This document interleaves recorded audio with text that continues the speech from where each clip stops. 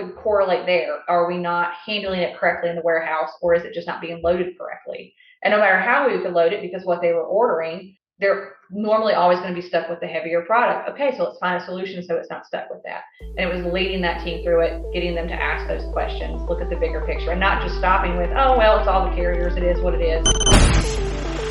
Growing a business requires a holistic approach that extends beyond sales and marketing. This approach needs alignment among people, processes, and technologies. So if you're a business owner, operations, or finance leader looking to learn growth strategies from your peers and competitors, you're tuned into the right podcast. Welcome to the WBS Podcast, where scalable growth using business systems is our #1 priority. Now, here is your host, Sam Gupta. Hey everyone, welcome back to another episode of the WBS Podcast. I'm Sam Gupta, your host and principal consultant at the independent ERP and digital transformation consulting firm Elevate IQ. Logistics planning requires understanding of constraints and building relationship with carriers. While your KPIs might appear okay on the surface, there might be other issues such as packages arriving damaged or the carriers subcontracting most of its operations. Understanding the root cause of these issues require you to simplify your KPIs, but ensure that KPIs are well communicated and understood by everyone involved. As they say, change for the sake of change is not good. Similarly, creating KPIs just for the sake of tracking is not good. In today's episode, our guest, Meagan Elkes, shares the insights about the on-time delivery performance issues. She also talks about how OTD and carrier performance is correlated and how the declining performance may be a sign of issues with the other one. Finally, we discussed concepts such as lean design, supply chain planning, and network mapping. Let me introduce Meagan to you. Meagan is a 13-year supply chain professional holding various roles within the industry, with the common theme being warehouse strategy and execution. She takes pride in enacting strategies that not only streamline business processes but also bring savings to companies. On average, she saves companies between $2 to $5 million per project launched that she oversees. She holds a MicroMasters from MIT in supply chain analytics and just completed a Masters of Science in Strategic Leadership from Western Governors.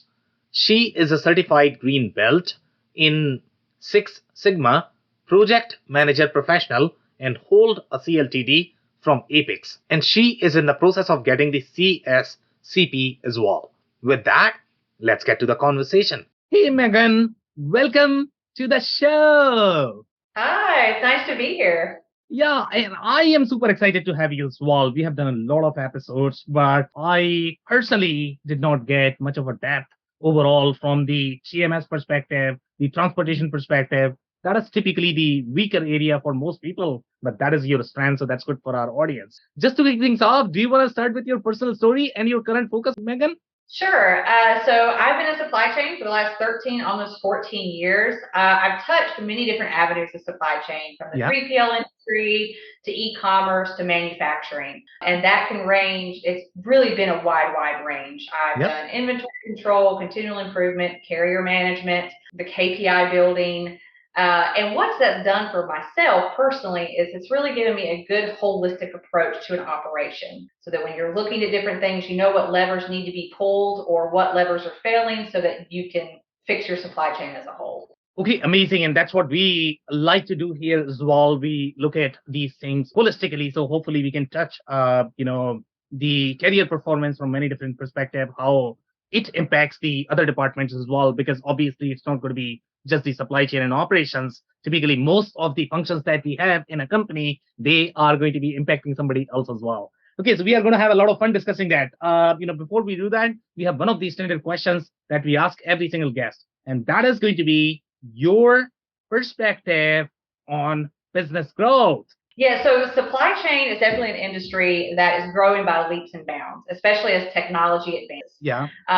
We have been, and I think one of the ways you can see that is the staffing issues that we're having in supply chain, having enough people to fill those positions. Part of it coming is people retiring out, but part of it too is just the magnificent growth that we've been experiencing on the global supply chain.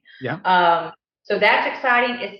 It's also very exciting from a technology standpoint, and definitely with COVID that just happened, we are seeing more of a need of automation and that skill set and enacting that in our supply chain. So the growth is very different from what it was even 5 years ago. I've seen a tremendous just shift in the culture over the last 2 or 3 years, especially like you attended Modex this past year. Nearly everything was around automation. And that was the first that I've seen of that much automation in one event. Okay, so I have also personally seen a lot of automation, obviously, and we need to see how much that is being really adopted by, especially if you talk about small to medium sized enterprises. I mean, they are always ahead of the curve. They are already trying to innovate as much as possible. But we also like to think more from the SMB perspective, how comfortable they are in doing that. So let's go back to our today's topic. And I don't know if you're going to have any specific story that you might be able to bring in related to the on-time delivery. And obviously, that's a big subject in itself. It could be a massive subject because there are going to be a lot of different levers that you need to probably pull in to get that right. So so maybe share a story that you might be able to tell from the on-time delivery perspective. Yeah, absolutely. So several years ago, I was helping build a network for a customer, and part of that network was the carrier performance side of it. They were having significant carrier performance issues, and they weren't tracking a lot of data around it. They were just like, it's not getting there on time, or it's coming in damaged, or we've lost this load.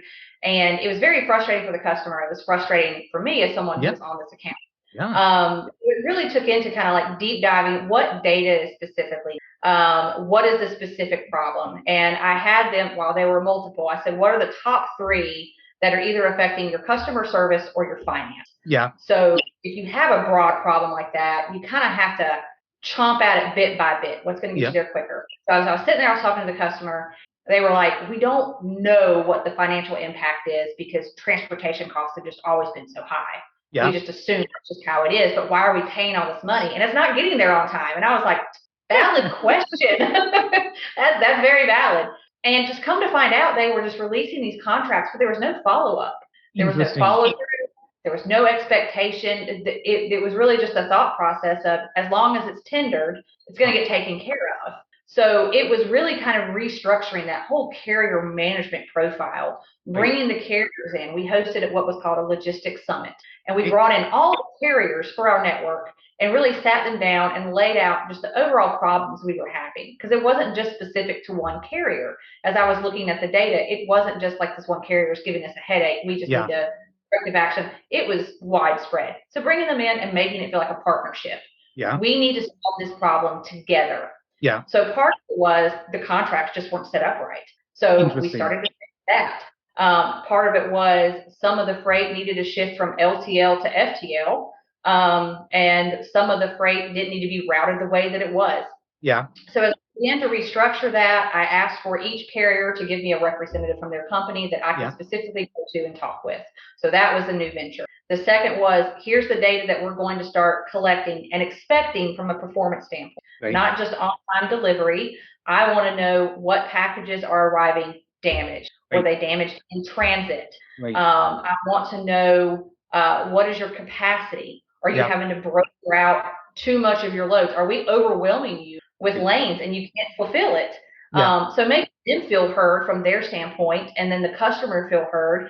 And in 6 months, we started to see turnaround, and a year later, you couldn't even recognize the network because it had changed so much. But it was definitely more efficient, and the carrier relationship that we had significantly improved. Okay, so this is a very fascinating story. And the reason why it is so fascinating personally for me is because obviously this is going to be a problem that everybody can relate to. They are probably going to have this problem. They would not know how to solve it. So maybe submit as an answer, or maybe getting more data is an answer. So let's go back a little bit more into this story. Okay. So number one, we don't know how big this company was and when these companies should be planning the way you planned. Maybe this was a big company, maybe a small company. I don't know how many trucks did they have. Is it going to be applicable for an e-commerce company who's working with the 3PL vendors versus if somebody has their own fleet? So give me a little bit more color in terms of this business, and then how you would compare this with some of the other businesses. Would you follow the similar approach? Let's say if you didn't have this big business or this small business. So the good thing is when it comes to carrier management, as long as you have data, being a data-driven company, Yeah. the solution process can work for big or small. Yeah. Because it's how your loads are going to be tendered. So this company was rather large. It was a very niche market, Yeah. but they did a lot of output. We were probably shipping 25 to 30 truckloads a shift. That was FTO loads. So that was 60, 90, 100 loads a day just to regional distribution centers, and probably another 40 to 50 to cross docks throughout the day. So it was significant output. It was nationwide. We did have some air freight, but that was very small. Our significant market was around the LTL and FTL market. It's so important, no matter your company size, whether you are shipping 10 truckloads a day, 3 truckloads a day, what do those lanes look like? Do you have a customer, like for example, even though this was for a large customer, this could be something that works for a smaller distribution center. We would have a customer where they were getting LTL loads 6 times a week. And when I was looking at their loads, if we could agree with the customer, hey, you have enough freight that you're ordering throughout the week that if you can take 1 delivery a week, that would be FTL. Exactly. It's going to save the customer money because they're not paying all the LTL fees. And it's going to help our operations because now we don't have customer stuff just spread throughout the week. So you look at it holistically from that standpoint from the customer. And also, what's going to be beneficial for your business? Does it make sense for your business to ship it like that? Or is that order so big, it's going to gridlock the stock? So you want to find a balance.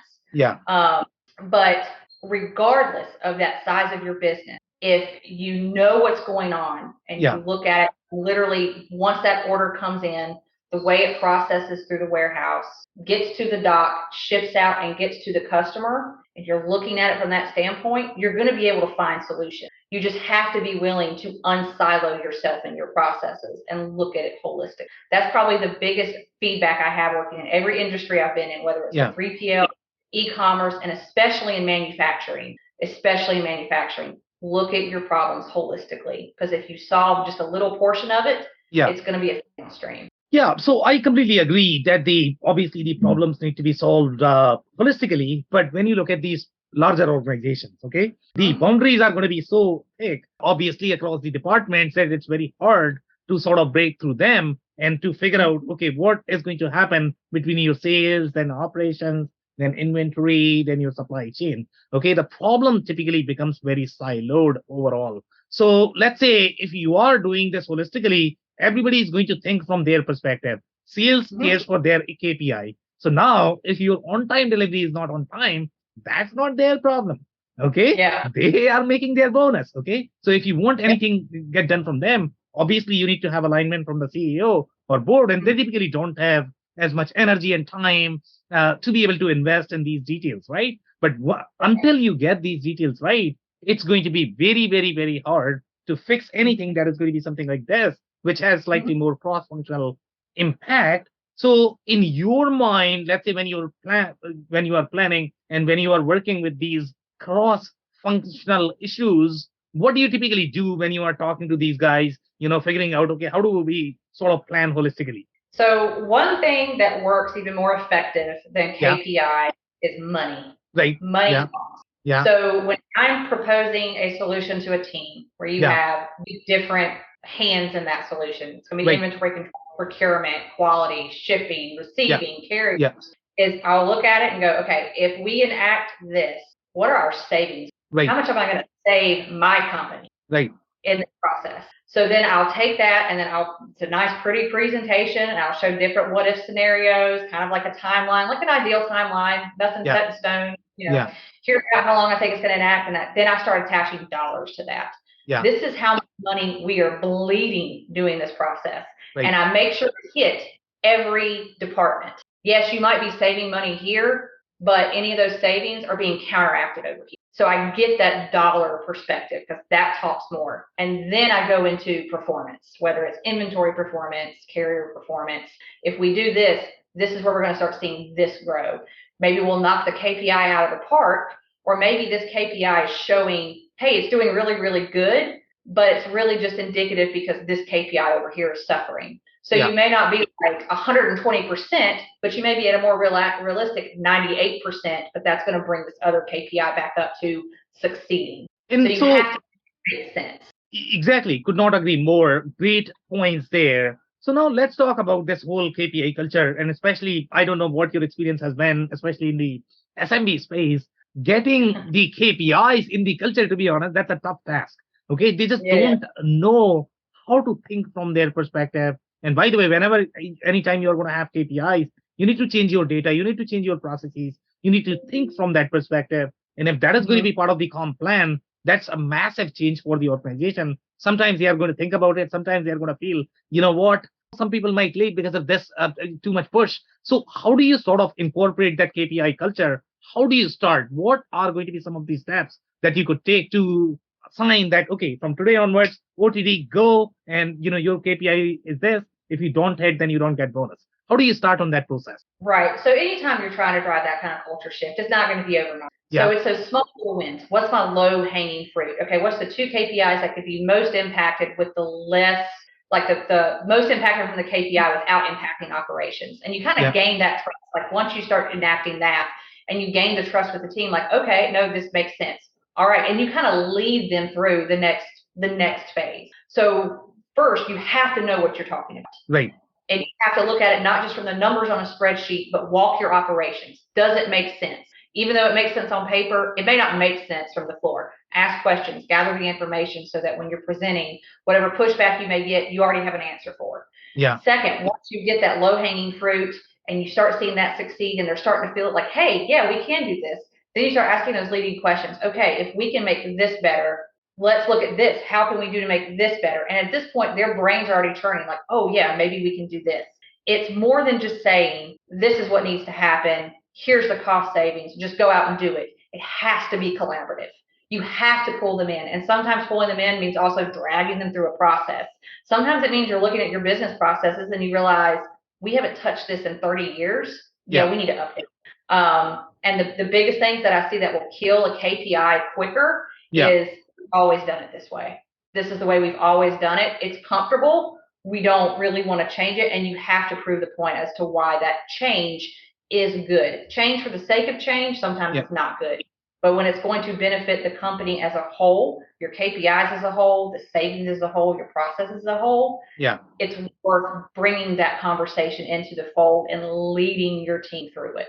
Very interesting. So let's go back to the story a little bit more. So in that, you had mentioned the contracts. Some of those contracts were not set up right. And you also mentioned that, the way they were sort of packaging the load wasn't right. And I don't know whether that was a miss from the vendor perspective or from the company perspective. So do you want to talk a little bit more about how those contracts were structured and why they were not done the way that you ended up doing? Yeah. So the biggest enemy of supply chain is lack of communication. Right. Yep. Not having good communication. So most of those contracts were set up incorrectly because the right questions were not asked, or it was just taken at face value. Okay, just stick it on this truck. Doesn't matter how. So the communication just was not there that needed to be there. And it was just taken for granted that as long as it gets there, it doesn't really matter. So that was the number one spot. The number two spot was really understanding that carrier relationship portion of that. And no one really understood what it meant to have that carrier relationship. They thought it was really just going into the YMS, TMS system, clicking a couple buttons, and then that's it, when there's more to it, when you're actually contracting that stuff out. So we took them through an RFP process, an RFI process.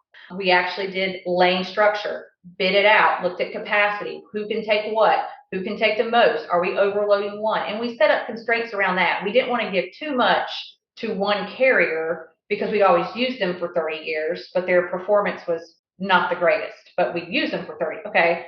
Just because we use them for 30 years doesn't mean we have to continue to use them. So they still got some lanes that they were really good at. The lanes they weren't good at, we moved that over to another carrier that could hit it, because with time, the network shifted, the order shifted, order structure shifted.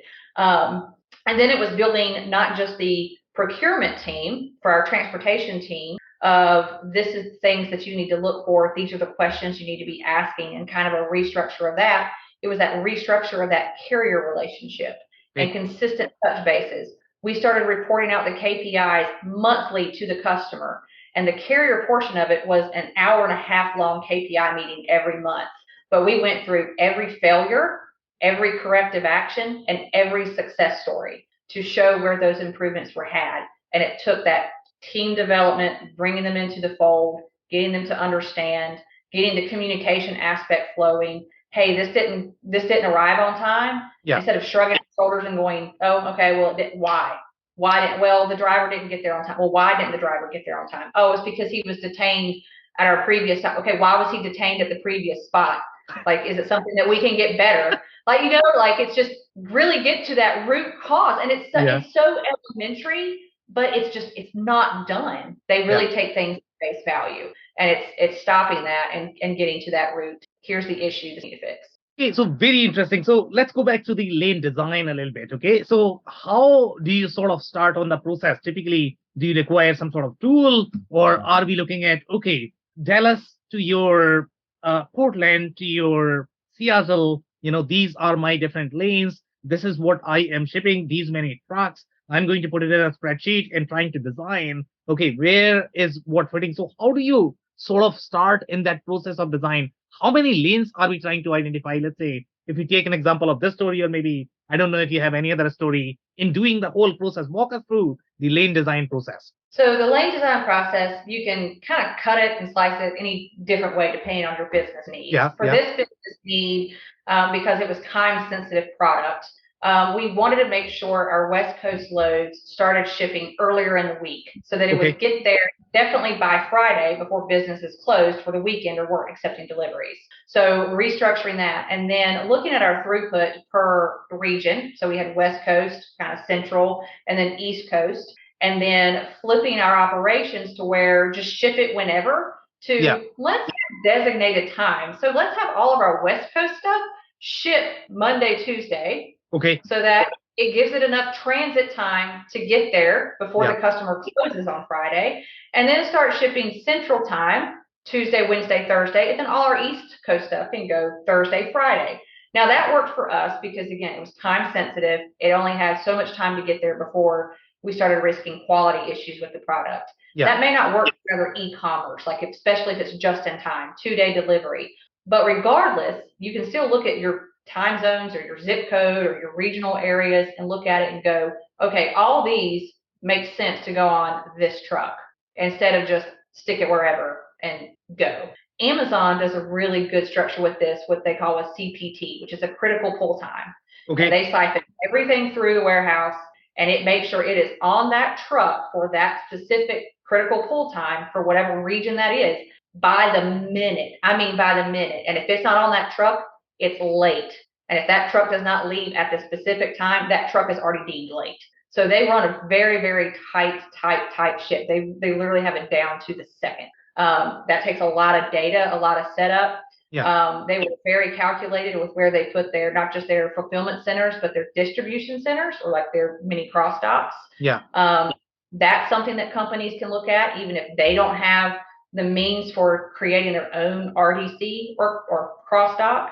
They can partner with a 3PL, rent the location if that's going to help the throughput get there, especially with hours of service with drivers. So you have a 16-hour drive, find a cross dock about 7 hours away from your facility, get it there. That driver can get there in time with their hours of service ending. Another driver can pick it up as it's beginning, and they can make their trek across however long they need to get to. And it's just kind of thinking through that instead of just straight shot, okay, the driver's got to stop and wait. Use the cross dock so that product can stay moving. Okay, so when you talk about cross dock, and I don't know when you recommend typically to introduce that in a business. So let's say if you have this example where my understanding of this is going to be, this is more of the hub and spoke model. And that's where whenever you are probably trying to consolidate, and let's say you have 4 points across the map, let's say you are doing across nationwide in the US, you might have one north, one south, one east, west, probably those points, and then they might be serving all of the regions. But when you are going to be introducing crossdock, obviously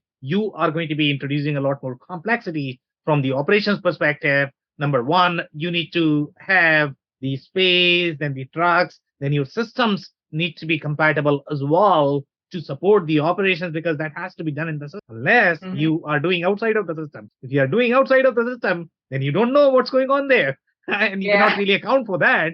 So where do you start in the process when you are designing? Let's say you are recommending somebody that, okay, you should be implementing cross-dock. At what stage of the business they should be thinking about that?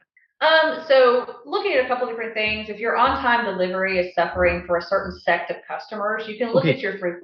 And if my rule of thumb is if 85% of your throughput out is having to have a pause because of hours of service or not enough driver capacity or trailer capacity or whatever, you want to start looking at different solutions. So one solution would be like, can you do the dual drivers? Can you have team drivers? That might be a possibility. Okay. But driver capacity is scarce. So what's another solution? Then you start doing the return on investment as if you're doing a cross dock. You can look at it a couple different ways. It could be company owned. You build something, staff it, house it. It gets offloaded by your team, gets onloaded by your team to another carrier, and away it goes. Or you can partner with a carrier that may have a cross dock in that area, so it's already staying in that system. Or you can work with a 3PL that has a cross dock. All have different cost risks, cost benefits, and cost savings, but it's very dependent on the volume that's going to be going through there. If it's going to be less than like 5 trucks a week, I would really implore finding another avenue of your lanes and getting it there. See if there's an opportunity for FTL, or see if there's that opportunity for team drivers, or adjust your delivery date to incorporate that break time for that driver with the hours. So very, very, very interesting. And, I am still thinking through all of this, and I don't know, any business that is planning for the first time. Obviously, there are going to be a lot of different moving parts, in this. They have to think through the inventory. They have to think through how they are picking and packing in the warehouse, because that is probably going to be impacted as well. So I don't know. So maybe provide some more colors overall in terms of how to sort of think about the planning and the process. And I don't know if you're going to have any other story where you can talk a little bit about, planning for the shipment, because, when you are doing even from your LTL to FTL, the whole packing process is changing, right? That's probably going to impact your, shipment operations, the way you are generating your shipments, and then, the picking process is probably going to change. So tell me a little bit more about, where is going to be your starting point when you are starting on that journey for changing any sort of operations that is going to be your transportation related. Yeah, so a great example of this is when I was shifting a lot of customer orders from LTL loads to full truck loads. Yeah. And the picking process changed in the aspect that it actually created less work. And I know that sounds crazy because you're just like, now you're picking for a whole big truck. What do you mean it created less work? Well, in this aspect, because now we were consolidating their orders to one truck, the case pick went down and full pallet pick went up. So the pickers were able to just go grab a full pallet of product and bring it to the dock. Right. So that was a time-saving initiative. So we increased output for that customer and increased productivity time and decreased downtime with the case picking. Case picking takes longer. It's very manual. You have to be going through and having to, pick it to a pallet. Whereas now they could just go grab a full pallet, take it to the truck. Loading it was a lot easier. So the one big caveat that changed was the way that we wrapped the pallet. And it sounds, elementary, but you kind of have to think about that. Now, instead of having each individually item wrapped, make sure now you're having to wrap a whole bunch of the same product. But even that was a little bit quicker because it was a very standard pallet. Yeah. Loading it into the truck was a lot easier because all your pallets were even. Damage went down in the truck because you didn't have these oddly stacked items. You didn't have somebody else's order crushing someone else's order, so that the customer was ecstatic, because then not only were they saving money, but their order was arriving intact. Everything was there. A pallet wasn't left at somebody else's, place because it had to get offloaded to get to somewhere else. So you're not having to do this customer order needs to go in the nose, this one needs to go in the middle, it's the whole truck's theirs. And because it was that full pallet load, unloading it at the customer was quicker. So whereas you think like, oh my gosh, looking at this data, getting everything consolidated, like my team was just like, this is going to take like forever. How are we going to do that? But once they started consolidating it and seeing how much better and quicker things were going to go, they were like, what opportunities do we have? And they took that and ran with it. And they started like, hey, this customer that has opportunity here. This customer has opportunity here. Now, some customers, they couldn't do it because they didn't have the inbound staff to handle a full truckload. So they had to stay LTL just because of their business needs, which is fine. Yeah. But that's where that conversation goes. And it's good for customers to see that your team's bringing solutions. The conversations that my team had during that time was so exciting because it rejuvenated them and had them looking at supply chain differently and not just taking it for granted, like, it gets on a truck and gets there. That's really all that matters. We saved the day. We solved it. No, there's always opportunities for those improvements. So in doing that, the customer was just ecstatic. My customer was ecstatic. And my team was just like, the picking process has become so much better because it's full pallet picks now. So that's just one example there of how something that's so simple can impact your operations as a whole. That was a very exciting time. It was dragging them to it, but then once they took it, they really took off and ran with it. Actually, I had to rein them back in a little bit. I was like, too much, too soon, little bits at a time. But no, it was very exciting. Yeah, so that's a very interesting example. And sometimes, see, you are always going to have these opportunities in the operation. Sometimes, it's the process to be able to see that, okay? That's slightly harder. Once people see it, they sort of understand that, no, this makes sense, right? But getting to that point always is going to be slightly more challenging. So let's peel back in the story a little bit more, okay? So when you walked into, and I don't know, if this was more of the in-person meeting, you did some sort of discovery call with this customer, they reported some sort of issue. Okay, so maybe walk us back in terms of what was the original issue, why you were invited in this situation. And I don't know whether this was internal, external. There must be a problem statement. Hey, something is happening. So this is your problem statement. Now, what do you do next? Are you going to go and talk to people? Going to look into the warehouse? Are you going to dig into the system? If you are going to be looking at any sort of data elements, are you looking at, okay, tell me how many products did you ship in this particular month? Tell me how many deliveries did you? So what are the data elements that, you had to ask for when you walked into this facility or the engagement? Yeah, absolutely. So actually what brought me into this conversation was the amount of damages that this customer was claiming that they received on inbound. So it wasn't even a transportation per se issue. Yeah. It was, hey, why is my product, arriving all damaged? Right. So I had to kind of look at it through twofold. One, it could have been damaged in transit, or two, was it damaged in the warehouse and we're shipping damaged product? So it was, I sent my team in two directions. One, I sent a team to go watch the warehouse. How are they loading stuff? How are they picking stuff? Are you seeing any damages getting loaded on the truck? And then the second one was, pull me all the carrier information. And is there one carrier that is specific to damaging this product? And as we looked at it, it was kind of widespread all across. It wasn't one specific carrier doing it over the other. We only used 3 carriers for that lane, and it was all LTL. So then I started looking at, okay, what is their product range? What are they ordering? Yeah. And then when I was looking at their product range, I was looking at the other orders that were on those LTL loads. And their product that they were ordering was a lot lighter in weight than the other product. So it was more than likely shifting in transit. Yeah. And then theirs was getting squished and arriving damaged. Yeah. Yeah. That's when I kind of was looking at the data, and I was actually talking with another analyst of mine that was on my team. And I said, how much are they ordering of this product? I said, I want you to tell it to me 2 ways. I want you to tell me cubic, what's the cubic capacity of what they're ordering, and what's the weight? What's the weight that they're ordering? Yeah. And one of the things, again, this came back to communication with the carriers, with the customer, is they were just basing most of their truckloads just strictly on weight, not cubing out, just weight. And sometimes that makes sense. Sometimes it doesn't. Yeah.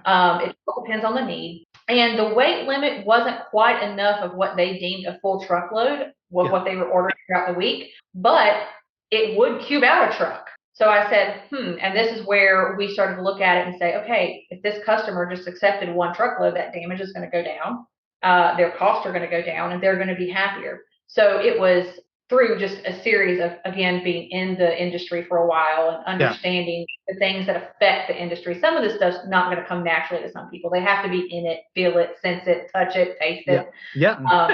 And know, because that's how you're going to know what questions to ask. And then it was, all right, let's do the analysis. Let's shake it both ways. Let's show it if they split up their loads to 2 loads to where then they're not sharing it with 2 other customers. Maybe they're just sharing it with 1 other customer, Right. or let's break it out to the FTL.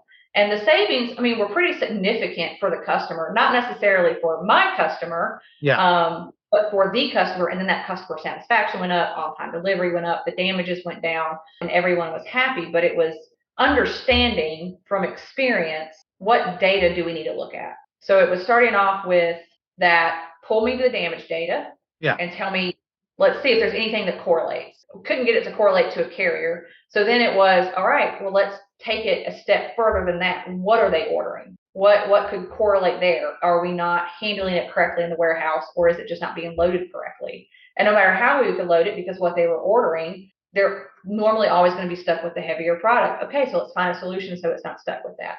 And it was leading that team through it, getting them to ask those questions, look at the bigger picture, and not just stopping with, oh, well, it's all the carriers. It is what it is.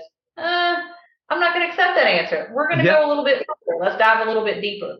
Yeah, so very interesting story there. So let's say if you were to draw some of the best practices from this one, obviously you had to watch a lot, you had to learn, you had to do a little bit of analysis of this particular customer, and then figured out, okay, this is going to be this. Now, some of these best practices could be applicable in different industries, and I don't know if the product is going to be same, the size could be different, there could be so many different there, right? But let's say if you were to draw some sort of best practices that, okay, these are going to be my guidelines. If you are doing this, then probably pay attention to this one. Maybe you have similar problems as well. So let's say if you were to talk about those best practices, what would those be in this specific? Definitely be holistic in your KPIs. Okay. Don't just look at one measure and think that you're healthy if your other measures of something is failing. Because either if something's green but all your other measures are red, somebody somewhere is cutting corners if it doesn't make sense. So just be holistic, be willing to look at everything. The second part of that is communication. Communicate,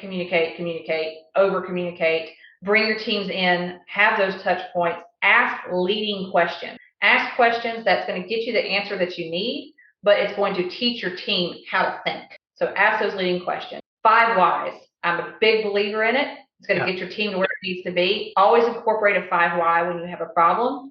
And then especially in terms of on-time delivery, carrier management, 2 things. Always make sure you have the right data, and always make sure that you're maintaining that relationship with your carriers. Because even if things start going south, if you have that great relationship with your carriers, they're going to be more willing to fix it than somebody where you only communicate with them when there's a problem. Let them know when they succeed just as much as when they fail. Exactly. Great point. So typically we cover the last minute closing advice in the last section. So I don't know if you're going to have any more advice because you already provided like 5 or 6 there. Oh, man. The advice that I have right now for anyone in supply chain is it's going to get better. You have to exert patience and be gracious with yourself. Be very gracious and exert some grace for yourself as well, because it's a tough industry right now.